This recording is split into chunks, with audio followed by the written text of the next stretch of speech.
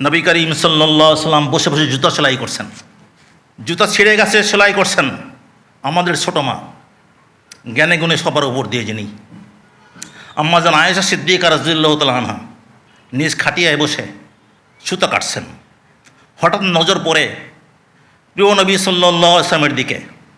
কাজ করছেন গরমে, বিন্দু বিন্দু ঘাম কপালে গালে জমা হয়েছে। আম্মা জান তাকিয়ে আছেন মুগ্ধ দৃষ্টিতে। হঠাৎ নবী করিম সাল্লাল্লাহু আলাইহি ওয়াসাল্লামের নজর পড়ে যে আয়েশা মুগ্ধ দৃষ্টিতে তার দিকে তাকিয়ে আছে। জিজ্ঞেস করেন, আয়েশা কী দেখছো?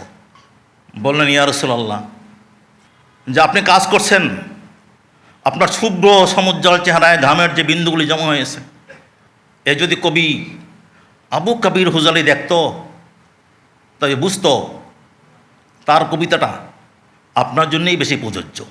সে তো লিখেছে, কবিতাটা বলেছে তার এক প্রিয়জন সম্পর্কে, মুবররাইম মিন কুল্লি গুব্বারে হাইজাতিন ও ফাসাদে মুরদিয়াতিন ও দাইন মুগিলি ইদা নজরতা ইলা সিদরাতি ওয়াজহি বারাকাত কা বারকিল আরিজিল মুতাহাল্লিলি।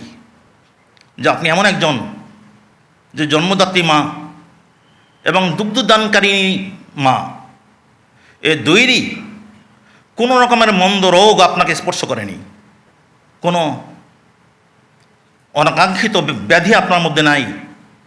ওহে দর্শক, তুমি যদি তার চেহারার দিকে তাকাও তাহলে দেখবে সেখানে মেঘের মতো বিদ্যুৎ খেলছে।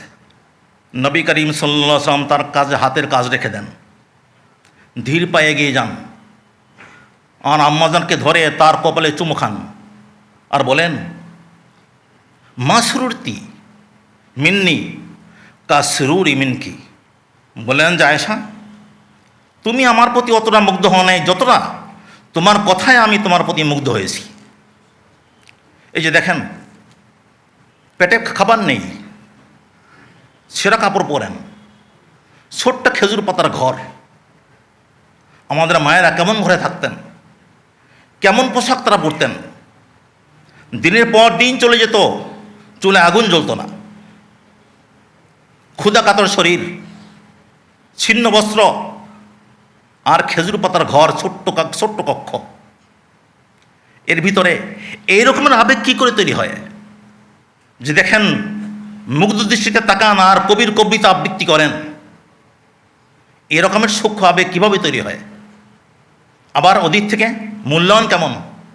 কাজ করছেন, আমাদের স্বামীরা কি করে? একজন নবাব, ওষুধটা পর্যন্ত ওষুধের পাতা থেকে ওষুধ বের করে দিতে হয় আর পানির গ্লাস নিয়ে দাঁড়িয়ে থাকতে হয়। আর এখানে নিজের জুতা নিজে সেলাই করছেন, আম্মাজান তাকিয়ে মুগ্ধতা প্রকাশ করছেন। এই যে মননশীলতা, এটা কীভাবে হয়? নিঃসন্দেহে এটা হয়েছে নবী করিম সাল্লাল্লাহু আলাইহি ওয়াসাল্লামের আখলাক থেকে। ওই আখলাক যেখানে থাকে সেখানে কুরের ঘর, সেখানে বিশাল বিস্তীর্ণ ভুবনে পরিণত হয়ে যায়। রুমির কবিতা আছে যে মহব্বত থাকে সেখানে কারাগারের কক্ষ গুলশানে গুলবাগিচায় পরিণত হয়। আর যদি মহব্বত ভালোবাসা না থাকে তাহলে সেখানে ফুলের বাগানও অগ্নিকুণ্ড হয়ে যায়।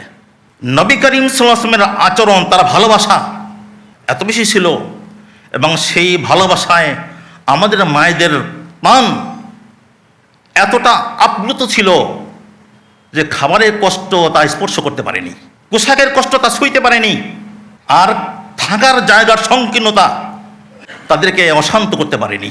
আমাদের ফিরে যেতে হয় এখানে।